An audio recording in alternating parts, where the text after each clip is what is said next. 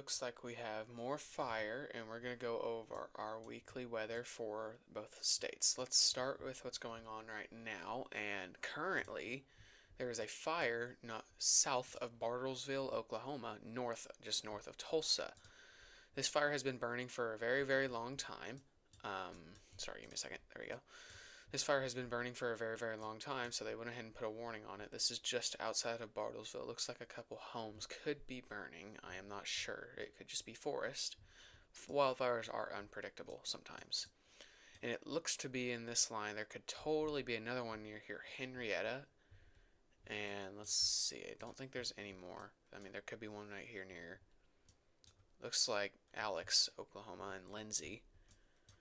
Down toward Frederick, not much. Let's see, anything in Amarillo? No. Lubbock? No.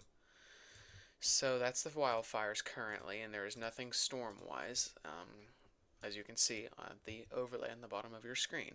Actually, there's a dense fog advisory here near Beaumont, and it looks to be one outside of Galveston too. Now, over here there is red flag warnings everywhere because of the fire, and it looks to be a high wind warning here in this county. I do not know the county name, but that's not too far. It looks like it's about, let's see, east of El Paso, just a little bit. Let's look at these risks. Severe weather-wise, looks like we can have thunderstorms here in Oklahoma. Really nothing else. Fire-wise, we have a risk almost every single day.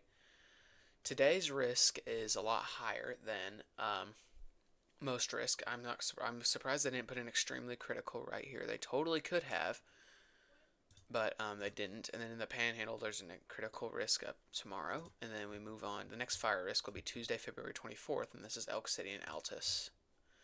Now on to Texas. They have, looks to be some severe thunderstorms here. Well, not severe. They could just be normal thunderstorms east of Dallas and Texarkana in that area, and same thing in their Panhandle. And then that's really about it, except for down here near Houston. This will be Saturday, February 21st, which we are going to look at that next. Fire risk for today, I mean, there wasn't really much going on fire-wise, as you saw, but still critical risk. I mean, they didn't put an extremely critical risk. I mean, they totally could have right through here, but they really didn't. And then fire risk Friday, February 20th. Sorry.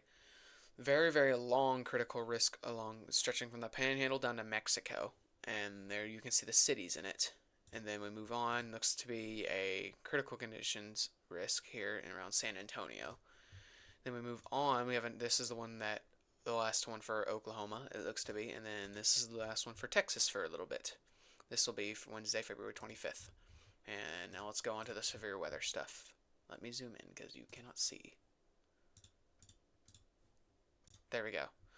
So let's look at this is the GFS setting. So looks to be showers for now. As we move on, it's just going to be, there could be a couple pop-ups up in the Panhandles. Moving on, looks to be more storms popping up around western Oklahoma. And then as we go on, this is around Thursday, February 26th. The next time it could rain. And that could be around Houston and northeastern Oklahoma. Looks to be this is February 27th, Friday. Could be some showers. Moving on, could be around, I think, the Brownsville area. There could be some showers. And then we move on. Looks to be something pops up, or it looks to be, this could be maybe severe. I'm not sure. This is Wednesday, March 4th. And then right there is where probably the strongest will be. And it looks to be a little bit of a squall line that goes through Houston, just a little bit. And then that's that. Let's see, lining up with this, let's look at the supercell composite. Looks to be, could be some severe thunderstorms. Not maybe too severe, but they could be severe. Moving on, and around this time there could be some thunderstorms popping up around the Houston area.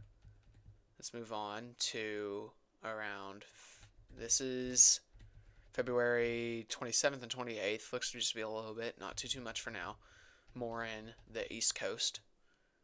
And then we have pop-up, a huge pop-up around, this is March 4th, like I said. This all lines up to this right here. It looks like this can expand down here toward the DFW area. And then that's the Cape. And then we got around, this is Wednesday, March 4th, around the 9Z setting or time. This, I think, will expand because this is saying that that will get a little bit bigger. And now the composite says this will be in the Tulsa area, and this will stretch all the way down to the border. The Cape is lined up with this. This could totally bring, the Cape is high enough for severe weather to spawn, and the temperature is relatively cold, relatively warm at this time, 69 degrees.